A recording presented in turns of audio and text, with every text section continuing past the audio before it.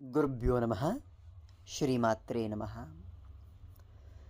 ಜಗನ್ಮಾತೆ ಹೇಗೆ ತನ್ನ ಭಕ್ತರನ್ನು ಕಾಪಾಡ್ತಾಳೆ ಅಥವಾ ಯಾವ ಸಮಯದಲ್ಲಿ ಹೆಂಗೆ ಬಂದು ಕಾಪಾಡ್ತಾಳೆ ಅನ್ನೋದು ಅದು ಆ ಜಗನ್ಮಾತೆಗೆ ಬಿಟ್ಟು ಇನ್ಯಾರಿಗೂ ತಿಳ್ಕೊಳ್ಳೋಕೆ ಸಾಧ್ಯವೇ ಇಲ್ಲ.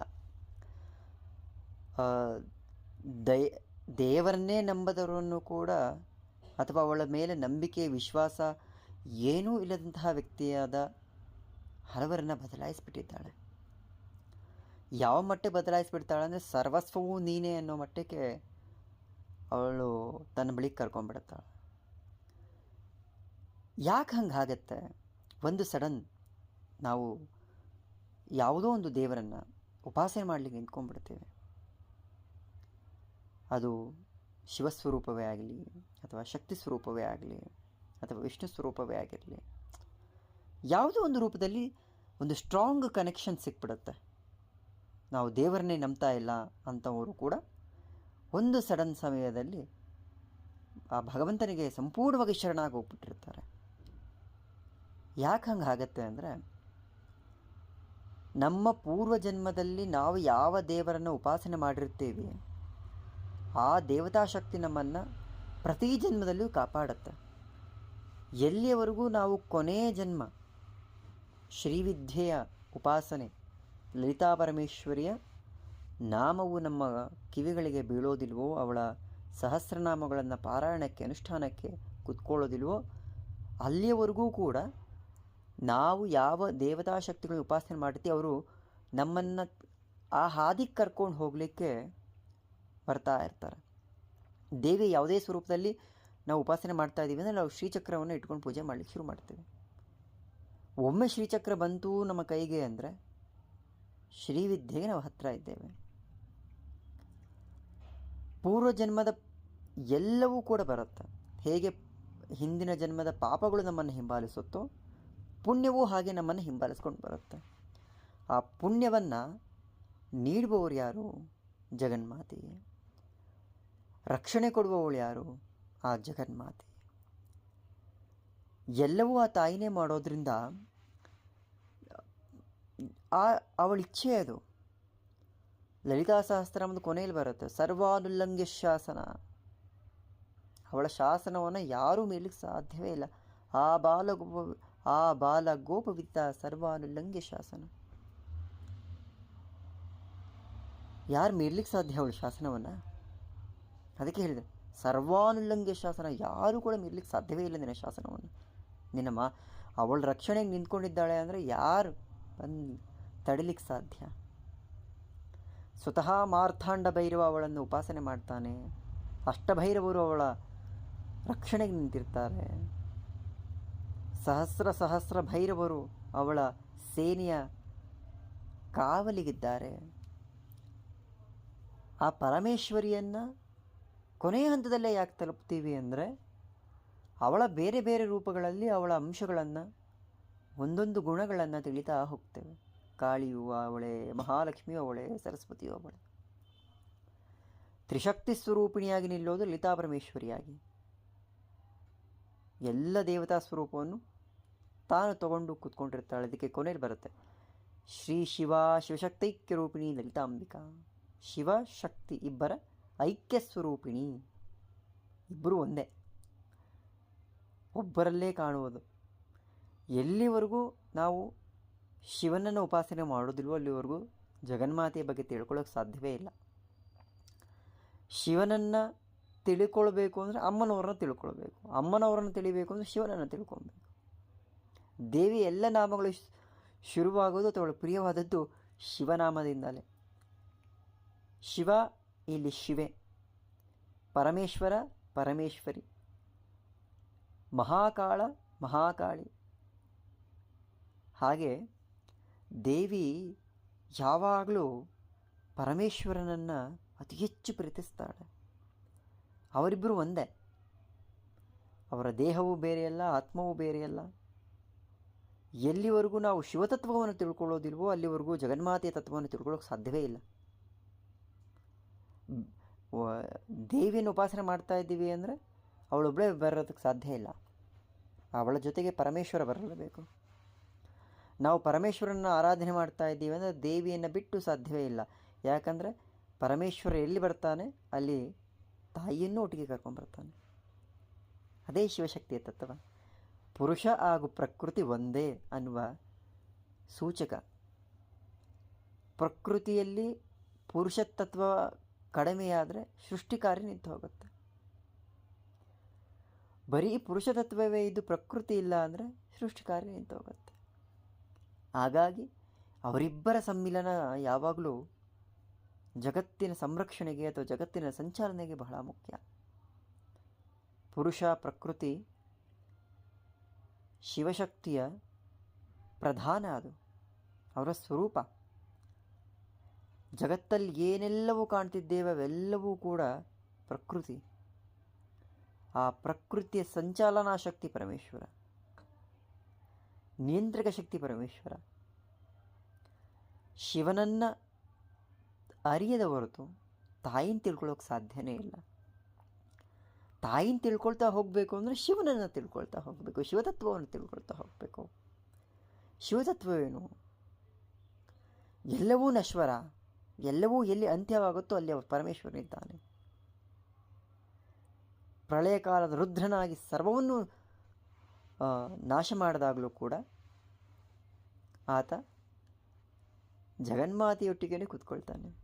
ಪರಮೇಶ್ವರ ಸಮಾಧಿ ಸ್ಥಿತಿಗೆ ಲಕ್ಷ ಲಕ್ಷ ವರ್ಷಗಳ ಕಾಲ ಹೋಗಿ ಕೂತ್ಕೊಂಡ್ರು ಇಡೀ ಬ್ರಹ್ಮಾಂಡವನ್ನು ಶ್ರೀಮತ್ ಸಿಂಹಾಸನದಲ್ಲಿ ಕೂತು ನಡೆಸೋದು ಜಗನ್ಮಾತೆನೇ. ಅವಳು ವಿಶ್ರಾಂತಿನ ಎಲ್ಲೂ ಪಡ್ಕೊಳ್ಳೋದೇ ಇಲ್ಲ. ಅದಕ್ಕೆ ನಮ್ಮ ಮನೆಗಳಲ್ಲೂ ಕೂಡ ನಮ್ಮ ತಾಯಿ ಯಾವತ್ತೂ ವಿಶ್ರಾಂತಿ ಪಡೆಯೋದಿಲ್ಲ. ಅವಳು ಉಪವಾಸವಿದ್ದರೂ ನಮಗೆ ಊಟ ಹಾಕಿ ಹಾಗೆ ಮಲ್ಕೊತಾಳೆ. ಬೆಳಗ್ಗೆಯಿಂದ ಸಂಜೆವರೆಗೂ ಕೆಲಸ ಮಾಡ್ತಾ ಮಾಡ್ತಾ ಮಾಡ್ತಾ ದೇವಿಯದ್ದೇ ತತ್ವ. ಈಗ ನಮ್ಮ ಮನೇಲಿ ಹೆಂಗೆ ನಡೆಯುತ್ತೆ ಈ ಬ್ರಹ್ಮಾಂಡವನ್ನು ನಡೆಸೋ ಜಗನ್ಮಾತೆ ಎಷ್ಟು ಕಾಳಜಿ ಇರುತ್ತೆ ತನ್ನ ಮಕ್ಕಳ ಮೇಲೆ. ಬ್ರಹ್ಮಾಂಡದಲ್ಲಿ ಏನಿದೆಯೋ ಅದೆಲ್ಲವೂ ಕೂಡ ನಮ್ಮಲ್ಲೇ ಇದೆ. ತಿಳಿಯೋ ಪ್ರಯತ್ನ ಮಾಡಬೇಕು. ತಿಳ್ಕೊಳ್ಬೇಕು ಅನ್ನುವಾಗ ಸರಿಯಾದ ಮಾರ್ಗದರ್ಶನಕ್ಕೆ ಹೋಗಬೇಕು. ಆಡಂಬರದಲ್ಲಿ ಜಗನ್ಮಾತೆಯನ್ನು ಕಾಣಲಿಕ್ಕೆ ಸಾಧ್ಯವೇ ಇಲ್ಲ. ನಿಯಮ, ನಿಷ್ಠೆ, ಶ್ರದ್ಧೆ, ಪ್ರೀತಿ ಇದ್ದಾಗ ಅವಳು ಸ್ವತಃ ಬಂದು ನಿಂತ್ಕೊಂಡು ಮಾರ್ಗದರ್ಶನ ಮಾಡ್ತಾಳೆ. ಮಂತ್ರಹೀನಾಂ ಕ್ರಿಯಾಹೀನಾಂ ಭಕ್ತಿಹೀನಾಂ ಪರಾತ್ಪರೆ. ಎಲ್ಲ ತಪ್ಪುಗಳನ್ನು ಅವಳು ಸರಿ ಮಾಡ್ತಾಳೆ. ನಿನ್ನಲ್ಲಿ ಆ ನಿಷ್ಠೆ ಇರಬೇಕು, ಪ್ರೀತಿ ಇರಬೇಕು, ಶ್ರದ್ಧೆ ಇರಬೇಕು, ಕಲ್ತ್ಕೊಳ್ಳುವ ಗುಣವಿರಬೇಕು. ದೇವಿಯನ್ನು ಮಡಿ ಮೈಲಿಗೆ ಯಾವುದನ್ನೂ ನೋಡೋದೇ ಇಲ್ಲ. ಒಂದು ಘಟನೆ ನನಗೆ ನೆನಪಿಗೆ ಬರುತ್ತೆ. ಕೆಲಸದ ನಿಮಿತ್ತ ಸಿದ್ಧಾರೂಢ ಮಠಕ್ಕೆ ಹೋಗಿ ಅಲ್ಲೇ ಆ ರಾತ್ರಿ ತಂಗಿದ್ದು ಬೆಳಗ್ಗೆ ನನ್ನ ಸ್ನೇಹಿತರ ಮನೆಗೆ ಹೋಗಬೇಕಾಗಿತ್ತು ಬೆಳಗಾವಿಯಲ್ಲಿ. ಅವರು ಒಂದು ದೇವಸ್ಥಾನಕ್ಕೆ ಹೋಗೋದಿದೆ, ಬನ್ನಿ ನೀವು, ತುಂಬ ಶಕ್ತಿಶಾಲಿ ದೇವಿ. ಸರಿ ಆಯಿತು. ಬೆಳಗ್ಗೆ ಎದ್ದೆ ಕೈಕಾಲು ಮುಖ ತೊಳ್ಕೊಂಡು ಸ್ನಾನ ಏನೂ ಇಲ್ಲದೆ, ಅಯ್ಯೋ ದೇವಸ್ಥಾನಕ್ಕೆ ಹೋಗ್ತಾ ಇದ್ದೀನಿ, ಬಸ್ಸಲ್ಲೆಲ್ಲ ಅದೇ ಚಿಂತೆ, ಅಯ್ಯೋ ದೇವಸ್ಥಾನಕ್ಕೆ ಹೇಗೆ ಹೋಗೋದು, ಅಮ್ಮನವ್ರ ಸಾನ್ನಿಧ್ಯಕ್ಕೆ, ಸ್ನಾನವೂ ಆಗಲಿಲ್ಲ. ಹೇಗೋ ಕಿತ್ತೂರು ಬಸ್ ಸ್ಟಾಪಿಗೆ ಬಂದು ಹೇಳ್ಕೊಂಡೆ. ಅಷ್ಟರಲ್ಲಿ ಅವರೂ ಬಂದಿದ್ದರು. ಅಲ್ಲಿಂದ ಜಸ್ಟ್ ವಾಕಬಲ್ ಡಿಸ್ಟೆನ್ಸಲ್ಲಿ ಇದೆ ಡಾಮರ್ಕೊಪ್ಪ ಗ್ರಾಮ. ಚಿಕ್ಕ ಒಂದು ದೇವಸ್ಥಾನ, ದುರ್ಗಾದೇವಿ ದೇವಸ್ಥಾನ. ಅಲ್ಲಿ ಅಜ್ಜ ಇದ್ದಾರೆ, ತುಂಬ ವಯಸ್ಸಾದ ಹಿರಿಯರು. ನನ್ನ ಸ್ನೇಹಿತರು ಬೆಳಗಾಮಲ್ಲಿರೋದ್ರಿಂದ ಅವ್ರಿಗೆ ತೀರಾ ಪರಿಚಿತರು. ಸೊ ದೇವಸ್ಥಾನದ ಒಳಗೆ ಹೋದ್ವಿ. ಸಿಂಹದ ಮೇಲೆ ಕೂತಿರುವಂತಹ ಮಹಾತಾಯಿ ದುರ್ಗೆ ನಮಸ್ಕಾರ ಮಾಡಿ ಒಳಗೆ ಹೆಂಗೆ ಬರೋದು ಅನ್ನೋದು ಅದೊಂದು ಅಂಜಿಕೆ. ಅಲ್ಲಿ ಅಜ್ಜ ಬನ್ನಿ ಕೂತ್ಕೊಳ್ಳಿ ಆಯಿತು. ಅವ್ರು ನನ್ನ ಪರಿಚಯ ಮಾಡಿಕೊಡ್ತಾರೆ. ಇಲ್ಲ, ಇವ್ರು ಹಿಂಗೆ ಬೆಂಗಳೂರಿಂದ ಬಂದಿದ್ದಾರೆ, ದೇವಸ್ಥಾನಕ್ಕೆ ಕರೆಸಿದ್ದೀವಿ ನಾವು ದೇವಿ ದರ್ಶನಕ್ಕೆ, ನಿಮ್ಮಿಂದ ಆಶೀರ್ವಾದ ತೊಗೊಳ್ಳೋದಕ್ಕೆ. ಸರಿ, ನಾನು ಏನು ತೊಗೊಂಡು ಹೋಗಿದ್ದೆ ಅದನ್ನು ಕೊಟ್ಟು ಅಜ್ಜ ನಮಸ್ಕಾರ ಮಾಡೋಷ್ಟರಲ್ಲಿ ಸಣ್ಣ ಅವ್ರು ನನ್ನ ಕೈ ಹಿಡ್ಕೊಂಡು ಒಳಗಡೆ ಹೇಳ್ಕೊಂಬಿಟ್ರು ಗರ್ಭಗೃಹಕ್ಕೆ. ದೇವಿ ಕಾಲುಗಳಿಗೆ ನಮಸ್ಕಾರ ಮಾಡಿ ನನಗೆ ಶಾಕ್. ಅದನ್ನು ಈಗ ನೆನೆಸ್ಕೊಂಡ್ರು ಮ್ಯಾಗ ನನ್ನ ಜುಮ್ಮನ್ನುತ್ತೆ. ನಾನು ಸ್ನಾನ ಇಲ್ಲ ಏನಿಲ್ಲ, ಒಳಗೆ ಹೆಂಗಪ್ಪ ಬರಲಿ ಅಂದ್ರೆ ಗರ್ಭಗೃಹಕ್ಕೆ ಹೇಳ್ಕೊಂಬಿಟ್ರಲ್ಲ. ಆಮೇಲೆ ಅವರು ಅದೇ ಬೀಳ್ತೀಯ ಇಲ್ವೋ ಆ ರೇಗೋದಿತ್ತೆ ಅದು. ಅಲ್ಲಿ ಏನು ಆಯಿತು ಅನ್ನೋದು ಅರ್ಥನೇ ಆಗಲ್ಲ. ನಮಸ್ಕಾರ ಮಾಡಿಕೊಂಡೆ. ಅಜ್ಜ ಒಂದು ಶಲ್ಯ ಹಾಕಿ ಕೈಗೆ 200 ರೂಪಾಯಿ ಕೊಟ್ಟರು. ಯಾವತ್ತೂ ಕಳಿಬೇಡ ನಿನ್ನದನ್ನು. ನಾನು ಪಟ್ಟಂತ ಹಿಂಗೆ ಆಚೆಗೆ ಹೋಗಿ ಬರೋದು ಅನ್ನೋದು ಕಾಯ್ತಾ ಕೂತ್ಕೊಂಡಿದ್ದೀನಿ. ಫಸ್ಟು ಆ ಅನುಭವ ಇದೆಯಲ್ಲ, ಅದನ್ನು ನೆನೆಸ್ಕೊಂಡ್ರೆ ಮೈ ರೋಮಾಂಚನ ಆಗತ್ತೆ. ಸಡನ್ನಾಗಿ ಆಚೆಗೆ ಬಂದು ಕೂತ್ಕೊಂಡೆ. ಏನು ಯೋಚನೆ ಮಾಡಬೇಡ ನೀನು, ಅವಳಿದ್ದಾಳೆ, ಅವಳು ಕರೆಸ್ಕೊತಾಳೆ, ಅವಳೇ ಬೇಕು ಅಂತ ಕರೆಸ್ಕೊಂಡಿತ್ತು. ಆಮೇಲೆ ನನ್ನ ಸ್ನೇಹಿತರು ಹೇಳಿದ್ರು, ಇಷ್ಟು ವರ್ಷದಲ್ಲಿ ಅಜ್ಜ ಯಾರನ್ನಾದರೂ ಒಬ್ಬರನ್ನ ಒಳಗೆ ಕರ್ಕೊಂಡು ಹೋಗಿದ್ರೆ ನೀವು ಮಾತ್ರ, ಅದು ದುಡ್ಡು ಕೊಟ್ಟು ಇರೋದು ನಿಮಗೆ ಅನಿಸುತ್ತೆ ಫಸ್ಟು. ತೀರಾ ಯಾರಿಗೂ ಅಷ್ಟೊಂದು ದುಡ್ಡು ಕೊಡೋಲ್ಲ. ಕೊಟ್ಟರೆ ಅವರು 10 ರೂಪಾಯಿ 20 ರೂಪಾಯಿ ಅಷ್ಟೇ ಕೊಡ್ತಾರಂತೆ. ನನಗೆ ಆಲ್ಮೋಸ್ಟ್ 200 ರೂಪಾಯಿ ಈಗಲೂ ಇಟ್ಕೊಂಡಿದ್ದೀನಿ ನಾನು ಅದನ್ನು. ನಾನು ಆಮೇಲೆ ಮತ್ತಿನ್ನೊಂದು ಸರಿ ಹೋಗಿದ್ದೆ ಅದೇ ಸಾನ್ನಿಧ್ಯಕ್ಕೆ. ನಾನು ಮತ್ತೆ ತುಂಬ ದಿನ ಆದಮೇಲೆ ಹೋದೆ. ಅಜ್ಜ ಹಾಗೆ ಮಾತಾಡ್ತಾ ಇದ್ವಿ. ನನ್ನದು ಒಂದು ಬುಕ್ ಇದೆ, ಅನೇಕ ದೇವಿಯ ಸ್ತೋತ್ರಗಳನ್ನು, ಮಂತ್ರಗಳನ್ನು, ನಾನು ಸರಿ ತಪ್ಪುಗಳನ್ನೆಲ್ಲವನ್ನು ವಿಮರ್ಶೆ ಮಾಡಿ ಬರೆದಿಟ್ಕೊಂಡ್ರು ಬುಕ್ ಇದೆ. ಅದನ್ನು ಹಿಡ್ಕೊಂಡು ಲಲಿತಾ ಸಹಸ್ರನಾಮ ಪಾರಾಯಣ ಮಾಡ್ತಾ ಕೂತಿದ್ದೆ. ಎಲ್ಲ ಆದಮೇಲೆ ಅಜ್ಜ ಬುಕ್ಕನ್ನು ಹಿಸ್ಕೊಂಡ್ರು, ತೊಗೊಂಡ್ರು, ನೋಡ್ತಾ ಇದ್ರು. ಕೊನೆಯಲ್ಲಿ ಸ್ಟಾರ್ಟಿಂಗ್ ಒಂದು ಮಂತ್ರವನ್ನು ಬರೆದಿದ್ದೆ. ಇದು ಯಾರು ಕೊಟ್ಟರು ನಿನಗೆ? ಇಲ್ಲ, ಅದು ನನಗೆ ಹೀಗೆ ಮಾಡಿದೆ. ಈ ಮಂತ್ರ ಸರಿ, ಆದ್ದರಿಂದ ಯಾರಿಗೂ ಕೊಡ್ಲಿಕ್ಕೆ ಹೋಗಬೇಡ ನೀನು. ಗೌಪ್ಯ ಮಂತ್ರ ಅದು. ನಿನಗೆ ಸಿಕ್ಕಿದೆ ಅಂದರೆ ನೀನು ಅದನ್ನು ಕಾಪಾಡ್ಕೊಬೇಕು. ಹಾಂ ಅಜ್ಜ, ನಾನು ಕಾಪಾಡ್ಕೊತೀನಿ. ಅದಾದಮೇಲೆ ಒಂದು ಸ್ವಲ್ಪ ಹೊತ್ತು ಹಾಗೆ ಮಾತಾಡ್ತಾ ಇದ್ವಿ. ದೇವಸ್ಥಾನದಲ್ಲಿ ಒಬ್ಬರು ಕೂತ್ಕೊಂಡಿದ್ರು. ನೋಡೋದಕ್ಕೆ ತುಂಬ ಚಿಕ್ಕವರು, 16-17 ವರ್ಷ ಹುಡುಗ ಅನ್ಸುತ್ತೆ. ನಾನು ದೇವಸ್ಥಾನಕ್ಕೆ ಬರ್ತಾರೆ ಹೋಗ್ತಾರೆ ಯಾರೋ. ಅಜ್ಜ ಸುಮ್ಮನೆ ಅವ್ರ ಮೇಲೆ ಹಿಂಗೆ ಕೈ ಮಾಡಿ ತೋರಿಸ್ತಾ, ಅವ್ರಿಗೆ ಎಷ್ಟು ವರ್ಷ ಆಗಿರ್ಬೋದು? ಏನೊಂದು 16-17 ವರ್ಷ ಆಗಿರ್ಬೋದು ಅಜ್ಜ, ಇದೇನಿದೆ? ಅಜ್ಜ ಹೇಳಿದ್ರು, ಇಲ್ಲ, ಅವ್ರಿಗೆ 900 ವರ್ಷ ವಯಸ್ಸು. ಹಾಂ, ಐ ಆಮ್ ಟೋಟಲಿ ಶಾಕ್. 900 ವರ್ಷ ವಯಸ್ಸಾ? 900 ಇಯರ್ಸಾ? ಅಜ್ಜ ಏನು ಹೇಳ್ತಿದ್ದೀರಿ? ನಾನು ಅವ್ರು ಹಿಂಗೆ ತಿರುಗಿ ಅವ್ರು ಮತ್ತೆ ನೋಡಿದ್ರಲ್ಲ, ಆ ವ್ಯಕ್ತಿ ಇಲ್ಲ ಅಲ್ಲಿ. ಅಜ್ಜ ಅಂದರು, ನಿನ್ನ ದರ್ಶನಕ್ಕೆ ಭಾಗ್ಯ ಇತ್ತು, ಬಂದಿದ್ಯಾ ಇವತ್ತು. ನಾನು ಆ ಅನುಭವ ಇದೆ. ಗಾಡ್, 900 ಇಯರ್ಸ್ ವ್ಯಕ್ತಿ. ನಾನು ಒಂದು ಕ್ಷಣ ಹಿಂಗೆ ಜಸ್ಟ್ ಹಿಂಗೆ ತಿರುಗಿ ಹಿಂಗೆ ನೋಡೋದ್ರೊಳಗೆ ಆ ವ್ಯಕ್ತಿ ಇಲ್ಲ ಅಲ್ಲಿ. ಅದನ್ನ ನೆನೆಸ್ಕೊಂಡ್ರೆ ನನಗೆ ಮೈ ಚುಮ್ಮನತ್ತ. ಆಮೇಲೆ ಹೇಳ್ತಾ ಇದ್ರು, ಅವ್ರು ಬರ್ತಿರ್ತಾರೆ ಅವಾಗ, ಅವ್ರ ಗುರುಗಳಿದ್ದಾರೆ. ಈಸ್ ಟೋಟಲಿ 200 ಇಯರ್ಸ್, ಸಾರಿ 2000 ವರ್ಷ ಅಂತೆ ಇನ್ನು ಅವ್ರ ಗುರುಗಳಿಗೆ. ಅವರು ಫುಲ್ಲು ಉದ್ದ ಜಟೆ ಬಿಟ್ಟು ತೀರಾ ವಯಸ್ಸಾಗಿದೆ ಅವರಿಗೆ. ಬರ್ತಿರ್ತಾರೆ ದೇವಸ್ಥಾನಕ್ಕೆ ಯಾವಾಗಾದರೂ. ಈ ಅವರಿಗೆ ಸಾಕ್ಷಾತ್ ದೇವಿ ಹೇಗೆ ಉಪಾಸನೆ ಶಕ್ತಿ ಇದ್ದಾಳೆ ಅಂದರೆ, ನಾವು ಹೇಗೆ ಮನುಷ್ಯರ ಜೊತೆ ಓಡಾಡ್ತೀವಿ, ಅವರು ಜಗನ್ಮಾತೆಯೊಟ್ಟಿಗೆ ಹಾಗೆ ಓಡಾಡ್ತಾರಂಥವ್ರು. ಅದನ್ನು ನೆನೆಸ್ಕೊಂಡ್ರೆ ಈ ಕ್ಷಣಕ್ಕೂ ನನಗೆ ಮೈ ಜುಮ್ಮನ್ನತ್ತ. ಆ ಕ್ಷಣಕ್ಕೆ ನಾನು ಏನು ದುರ್ಗಾ ಪರಮೇಶ್ವರಿ ದೇವಸ್ಥಾನ ಇದೆ ಡಾಂಬರಕೊಪ್ಪ, ಅದು ನನ್ನ ಇಡೀ ಜೀವನವನ್ನು ಬದಲಾಯಿಸಿದ್ದ ಕ್ಷಣ ಅದು. ಹೀಗೂ ಸಾಧ್ಯನಾ? ನಾನು ಏನೇನೋ ಅಂದ್ಕೊಂಡಿದ್ದೆ ಜೀವನದಲ್ಲಿ, ಏನೇನೋ ನೋಡ್ಬೋದು. ಆಧ್ಯಾತ್ಮದಲ್ಲಿ ಇಷ್ಟೆಲ್ಲ ಸಾಧ್ಯನಾ? ಅದೊಂದು ಕುತೂಹಲ. ಆಮೇಲೆ ಅಂದ್ರೆ ಅಜ್ಜ, ನೋಡಿ ನೀನು ಇವತ್ತು ಏನೋ ನೋಡಿದೆ, ನಿನಗೆ ಏನೋ ಒಂದು ಸಿಗುತ್ತೆ, ಹೋಗು. ಆಯ್ತು, ಅದೊಂದು ಕುತೂಹಲ, ಏನು ಸಿಗಬಹುದು? ನಾನು ಮತ್ತೆ ಮನೆಗೆ ಬಂದು ಆರಾಮಾಗಿ ನನ್ನ ಜೀವನ ನಡ್ಕೊಂಡು ಹೋಗ್ತಾ ಇದೆ.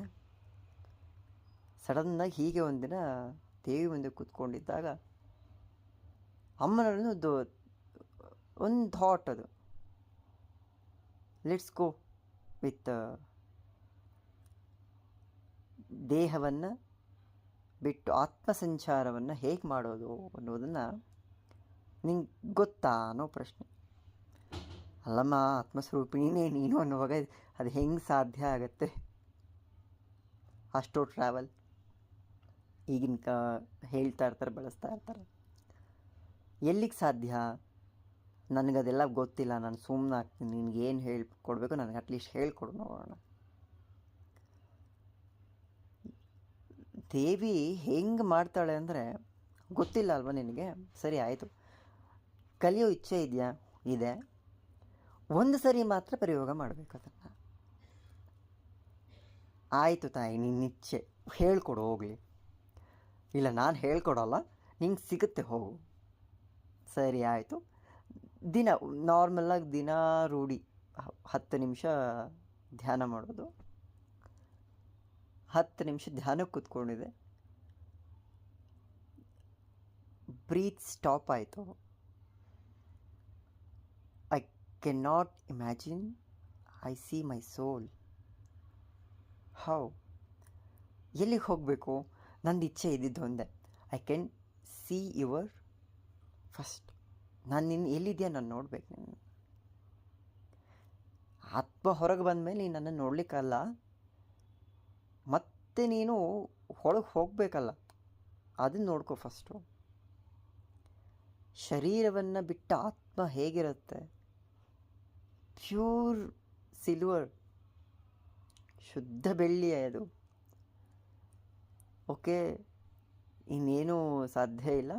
ಆಯಿತು, ಅದೊಂದು ಅನುಭವ, ಒಂದು ರೌಂಡ್ ಯೂನಿವರ್ಸ್ ಅಥವಾ ನಮ್ಮ ಪರಿವ್ಯಾಪ್ತಿ, ನನಗಿಷ್ಟವಾದ ಜಾಗಗಳನ್ನು ಜಸ್ಟ್ ಒಂದು ಕ್ಷಣದಲ್ಲಿ ಪಟ್ ಪಟ್ ಪಟ್ ಪಟ್ ಅಂತ.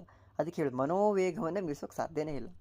ಅದೆಲ್ಲ ಆಯಿತು, ಮತ್ತೆ ಬಂದು ಕೂತ್ಕೊಂಡು ಆ ಬ್ರೀತ್ ತಗೊಂಡ್ಮೇಲೆ I feel so lightly.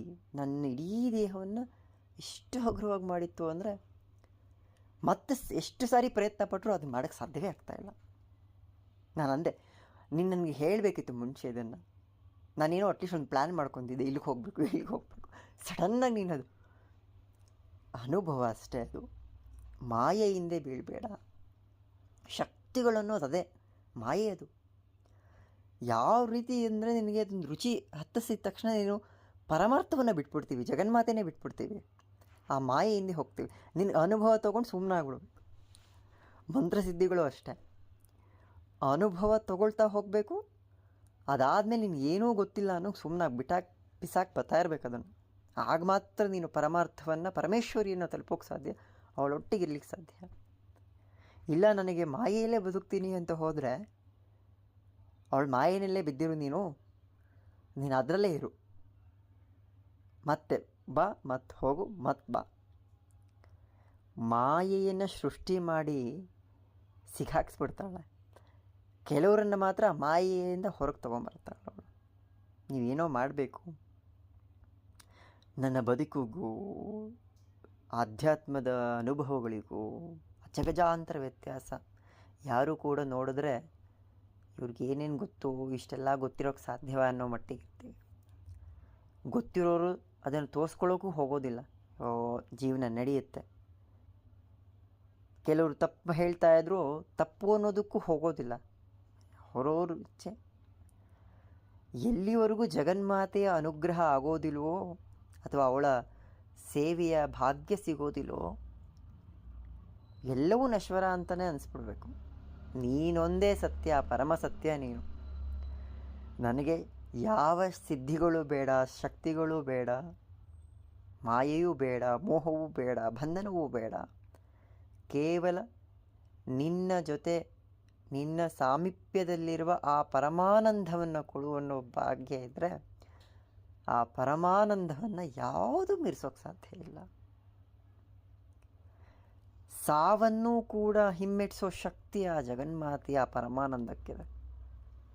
Srividya ಯಾಕೆ ಬೇಕು? ಶ್ರೀವಿದ್ಯೆಯಲ್ಲಿ ಏನಿದೆ ಅಂದರೆ, ಶ್ರೀವಿದ್ಯೆ ಮಾಯೆಯಲ್ಲ, ಮಾಟ ಮಂತ್ರ ತಂತ್ರ ಅಲ್ಲ. ಶ್ರೀವಿದ್ಯೆ ಶುದ್ಧ ವಿದ್ಯೆ. ಜನನದಿಂದ ಮರಣದವರೆಗೆ, ಮರಣದಿಂದ ಜನನದವರೆಗೆ ಮೋಹದ ಮಾಯೆ ಬಂಧನಗಳನ್ನೆಲ್ಲವನ್ನು ಬಿಡಿಸಿ ಆ ಪರಮೇಶ್ವರಿಯ ಪರಮಾನಂದವನ್ನು ಬದುಕಿದ್ದಾಗಲೇ ಅನುಭವಿಸೋದು. ಬಾಹ್ಯವಾಗಿ, ಆಂತರಿಕವಾಗಿ ಆ ಚಿತ್ಕಲಾನಂದ ಸ್ವರೂಪವನ್ನು, ಚಿದಾನಂದ ಸ್ವರೂಪವನ್ನು, ಆತ್ಮ ಸ್ವರೂಪಿಣಿಯಾದ ಭಗವತಿಯನ್ನು ನಮ್ಮಲ್ಲಿ ಅನುಭವಿಸೋದು. ಶ್ರೀವಿದ್ಯೆ ಬೇಕು ಅಂದರೆ ಅವಳೇ ದಯಪಾಲಿಸ್ಬಿಡ್ತಾಳೆ. ಆದರೆ ಲಲಿತಾ ಸಹಸ್ರನಾಮವನ್ನು ನಾನು ಅರ್ಥ ಮಾಡ್ಕೊಳ್ತೀನಿ ಅಂದರೆ ಅದು ತುಂಬ ಕಷ್ಟ. ಶ್ರೀವಿದ್ಯೆ ಬಹಳ ಸುಲಭ. ಇಂತಿಷ್ಟು ಮಂತ್ರ ಜಪ, ಇಂತಿಷ್ಟು ಲಕ್ಷ ಮಂತ್ರ ಜಪ, ಇಂತಿಷ್ಟು ನ್ಯಾಸಗಳು, ಇಂತಿಷ್ಟು ಕ್ರಿಯೆಗಳು, ಇಂತಿಷ್ಟು ಬಾಹ್ಯ ಪೂಜೆಗಳು ಅಷ್ಟೇ. ಆ ಆ ಹಂತವನ್ನು ತಲುಪಿದಾಗ ಒಂದೊಂದು ಹಂತಗಳಲ್ಲಿ ಒಂದೊಂದು ಮಂತ್ರಗಳು, ಅದರ ಲಕ್ಷ ಲಕ್ಷ ಜಪ, ಅದಾದಮೇಲೆ ಇನ್ನೊಂದು ಮೆಟ್ಲು, ಇನ್ನೊಂದು ಮೆಟ್ಲು, ಕೊನೆಗೆ ಜಗನ್ಮಾತೆಯನ್ನು ತಲುಪ್ತೀವಿ. ಅಷ್ಟೇ ಶ್ರೀವಿದ್ಯೆ ಸಾಧಾರಣವಾಗಿ. ಆದರೆ ಲಲಿತಾ ಸಹಸ್ರನಾಮ ಇದೆಯಲ್ಲ, ಲಲಿತಾ ಸಹಸ್ರನಾಮವನ್ನು ಅಭ್ಯಾಸ ಮಾಡಲಿಕ್ಕೆ ಕೂತ್ಕೊಂಡ್ರೆ ಜನ್ಮ ಜನ್ಮಗಳು ಸಾಕಾಗೋದಿಲ್ಲ. ಎಷ್ಟು ವಿದ್ಯೆಗಳು ಬರುತ್ತೆ ಅದರಲ್ಲಿ. ಮನುವಿದ್ಯಾ, ಚಂದ್ರವಿದ್ಯಾ, ಕಾಮವಿದ್ಯಾ, ಹೇಳ್ತಾ ಹೋದರೆ ಸಾಕಷ್ಟಿರುತ್ತೆ, ಸಮಯ ಆಗತ್ತೆ. ಹಾಗಾಗಿ ಲಲಿತಾ ಸಹಸ್ರನಾಮವನ್ನು ಪಾರಾಯಣ ಮಾಡಿ ಶ್ರದ್ಧೆ ಇಟ್ಟು ಪಾರಾಯಣ ಮಾಡ್ತಾ ಹೋದರೆ ದೇವಿ ಖಂಡಿತ ಒಲಿತಾಳೆ, ತಿರುಗಿ ನೋಡ್ತಾಳೆ. ನಮಗೆ ಯೋಗ್ಯತೆ ಏನಿದೆಯೋ ಅದನ್ನು ಅವಳು ಕೊಡ್ತಾಳೆ. ಜನ್ಮ ಜಾತಕವನ್ನೂ ಕೂಡ ಸುಳ್ಳು ಮಾಡೋ ಶಕ್ತಿ ಆ ಜಗನ್ಮಾತೆಗೆ ಮಾತ್ರವೇ ಇರೋದು. ಎಷ್ಟು ಸಾಧಕರುಗಳಿಗೆ ಆ ಜೀವನದಲ್ಲಿ ಲಭಿಸದೇ ಇರುವ ಎಲ್ಲವ ಸುಖಭಾಗ್ಯಗಳನ್ನು ಅವಳು ಕೊಟ್ಟಿದ್ದಾಳೆ ಅಂದರೆ ಅದು ಹೇಳೋಕ್ಕೆ ಸಾಧ್ಯನೇ ಇಲ್ಲ. ಹೇಳ್ತಾ ಹೋದರೆ ಸಮಯ ಜಾಸ್ತಿ ಆಗಿಬಿಡುತ್ತೆ. ಅವಳ ಶಕ್ತಿ ಅಂಥದ್ದು. ಆ ಜಗನ್ಮಾತೆಯ ಶಕ್ತಿಯನ್ನು ತಿಳ್ಕೊಳ್ಳೋದಕ್ಕೆ ಸಾಧ್ಯವೇ ಇಲ್ಲ. ಆ ಶಕ್ತಿಯ ಅನುಭವ ಮಾತ್ರ ಪಡಲಿಕ್ಕೆ ಸಾಧ್ಯವೇ ಹೊರತು ಬೇರೇನರಿಂದ ಅವಳು ತಿಳ್ಕೊಳ್ಳೋಕೆ ಸಾಧ್ಯವೇ ಇಲ್ಲ.